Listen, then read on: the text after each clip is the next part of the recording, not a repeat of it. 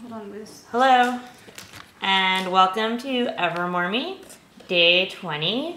Today we are going to talk about kelp, otherwise known as sea vegetables, and we're also going to do a really interesting culinary experiment. Yeah, on screen. So hi there. What we're going to do today is we're going to make Evermore sushi. Because we both miss sushi a lot.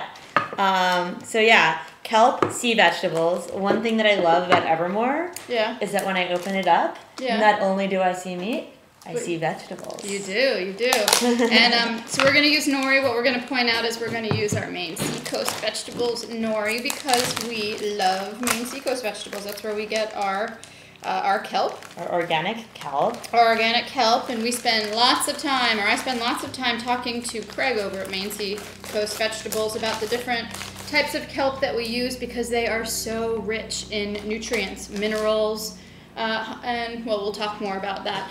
I have my favorite thing that kelp has, or that seaweed has in it, but Hannah's going to talk while I roll. I've got a piece of nori here. Obviously no rice in our diet right now, but we do have some barley that I cooked up, and I just tossed with a little bit of apple cider vinegar and a mite bit of mirin just to sweeten it because no sugar. That's our sushi rice equivalent. Our sushi rice. It's going to be pretty simple today. A little bit of barley, a little bit of Evermore rolled up. We got some soy sauce, some wasabi, some pickled ginger.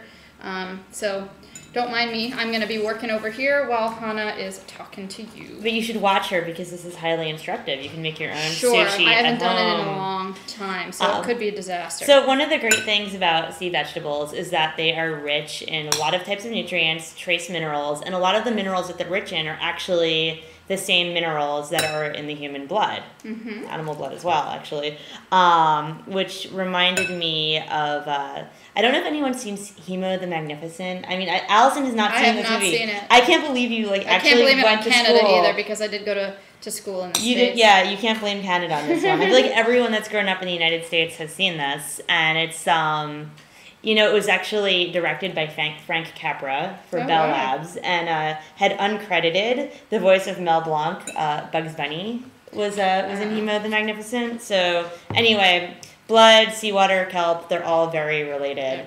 One of the minerals that is highly available in kelp is actually iron. And, it was previously thought that kelp was a decent source of iron, but actually it's because of the vitamin C that's also in the kelp, it makes the iron even more bioavailable. That looks delicious. Does it? Yeah. Allison, what's your favorite thing about seaweed?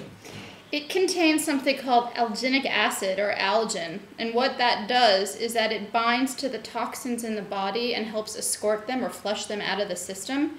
And I just remember being, when I went to the Natural Gourmet Institute, learning about seaweed and how it's so important for detoxification. And I just, every time I eat it, I don't like to try and think of nutrients while I'm eating food. I think it kind of takes away from the enjoyment of the food itself. But I love the idea every time I just eat a piece, because I love this as a snack.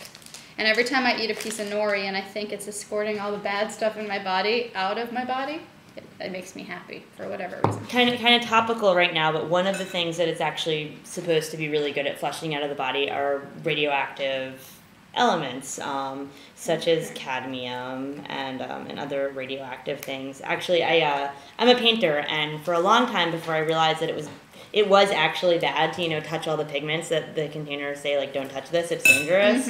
I would just be slathered in cadmium reds and chromium greens and just all these colors that I shouldn't be. That looks yummy. I don't know. I'm not sure anyway, how it's going I'm hoping that eating a lot of seaweed now will make up for all the time I spent covered in paint earlier. A little water. We need water, and are we gonna cut it into nice little? Yeah.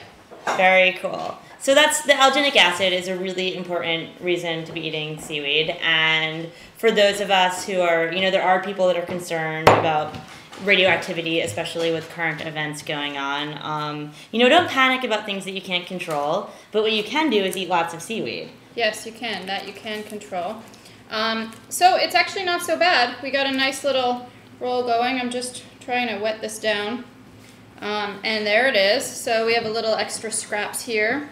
Hannah, if you're hungry, I'm going to eat the scraps just to prove that we're not... There's a spoon. And now I need... Sorry. I'm like, We do have chopsticks here. One other cool thing about seaweed, and I'm sort of reading off of my cheat sheet now because I can't pronounce it, they contain a mineral named vanadium, which is actually, we don't know that much about it yet, but what they do know is that it seems to play a role in carbohydrate metabolism, and it may help decrease the body's production of glucose, and that could... And it helps us increase our body's ability to store starch in the form of glycogen. So these are good things. It's also supposed to have a role in insulin regulation. I guess something caught in my throat, sorry, I just coughed on the sushi. And that's your half. What? That's my half? I coughed on my sushi. So anyway, but this vanadium needs more research, and scientists are at work on it. Another thing that's really interesting, ladies, is that seaweed is thought to be helpful in the regulation of estrogen-related cancers, particularly breast cancer, because over a lifetime, cumulatively eating seaweed is supposed to sort of regulate the amount of estrogen that gets released during parts of the menstrual cycle. So that actually, yeah, so it's supposed to be good for the prevention of breast cancer. This was moderate success. Moderate success, but here we do have actual individual pieces of Evermore sushi. We each have 2 nicely built ones. If we probably won't have time on screen to do more today. I was frazzled. I'm running around cooking for a client, getting ingredients, so I would have liked to have had these made for you ahead of time. I'm going to put a little wasabi and ginger in our soy sauce, if that's okay with you. I can do it. And here, of course, is our Evermore. So we have chopsticks and... little experiment here. Oh, another thing about seaweed is, part of why it acts like a sponge in the seawater, and that's why it has all those minerals. But it's also why it's very important to buy organic seaweed, because it can also act as a sponge for bad things. So you want to make sure that the seaweed you get is certified organic. Yeah, it's pretty good. It is good? Come in. Whoa. Evermore sushi. That's just when you thought you'd seen it all. That's how we're getting creative for Sunday. Yeah. That was really good. Yeah. So homemade sushi is one way to incorporate seaweed into your diet. We're not recommending that you do it with dog food for yourself at home, but you can make all kinds of wonderful rolls for yourself. Another great way, seaweed, a lot of people with Western diets don't really know how to incorporate it into their food.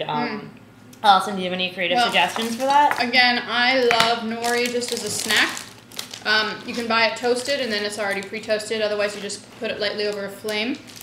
If you buy kombu is great when you're cooking beans. It's great. It adds a little salty flavor, but they also say it helps with if people experience a little gas when they eat beans, that helps neutralize. Also, kombu, just in a little oil, fried up as chips, are delicious. I love dulse too. I love eating that, and laver. Dulse is can I just... They're all just different types, yeah. And dulse is, you can use it as a salt substitute too. You can sprinkle it over your food for seasoning, so that's a great way to get seaweed in your diet. But this toasted up, or just stripped up and put into salads is great. And there's great recipes out there for cucumber wakame salads. Wakame is the seaweed that you tend to see in your miso soup. Anyway, look up seaweed recipes. It is an incredibly great thing to incorporate in your diet. And then you'll find there's certain different flavors and personalities. Hijiki is one you see in salads a lot in Japanese restaurants. To me, it's very, very strong. I don't love it, but arame is another one. I do a tofu scramble. If you're curious, if I'm mentioning something and you're curious, just email and I'll send you a recipe. Otherwise, get creative. Look up different types of seaweed and enjoy. But my absolute favorite is the seaweed salad when I go to a Japanese restaurant. I could eat them in like bowlfuls. Yeah. It's a good summer dish. Anyway, I think we're going to enjoy the rest of our sushi and wish you all to enjoy the rest of your weekends. Eat lots of seaweed. And until tomorrow, take care. Take care.